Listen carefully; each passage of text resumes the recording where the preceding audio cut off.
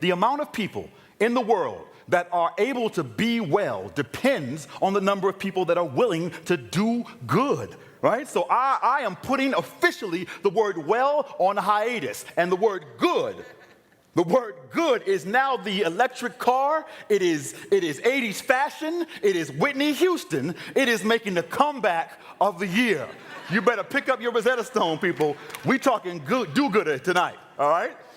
Like anything worth doing is worth doing good, and all's good that ends good, and obviously if I want something done good, I gotta do it myself. So I am redefining my concept of my optimal self, right? Using design thinking to redesign health. I mean, if living healthy is having a heart free of disease, and being well is having a heart free of stress, then doing good is using that heart freely to ease the stress of others. So I am now mandating that responsibility be rediscovered, taking the passive, I will do no harm, and adding the active, I will do good, and perhaps solving the medical science's bipolar disorder.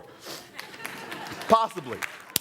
I am rewriting insurance policies to include the Big Mama benefit, right? That is the original healthcare plan. A woman with a lap made of life support and who covered anyone in need with kisses like sutures, proving beyond scientific dispute that while sugar may be unhealthy, sugar heals all.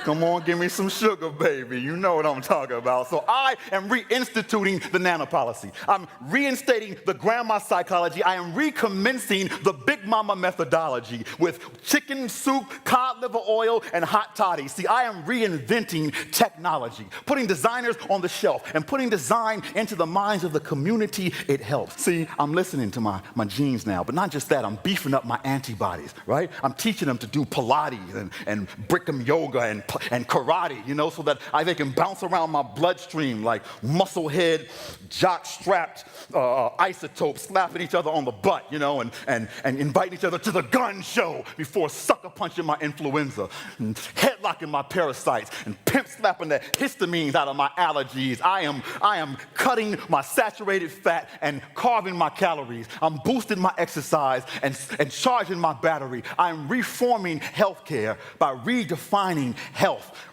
resurrecting the healing process through humanity itself. I'm spatially mapping out my relationships to everyone else, reconnecting the dots to paint my picture of health in high resolution 3D like a visual MD, giving patients a taste of my medicine through a living IV that I will use to feed this world designs that keep souls ergonomically correct. I mean, from the medical profession, that is all that I expect. That and the thing I mentioned earlier in my plan about the completely non-invasive prostate exam. That is really important, guys, okay? You need to take notes, all right? And understand that the day of the do-gooder is finally upon us, creating a world where everyone from healthcare educators to insurance regulators will be influenced by meditators who teach us to regulate our stress and educate our breath and decelerate our death with a toolbox for life, holding the 4 do-gooder basics: for our body, an apple a day; for our heart, a carat of gold;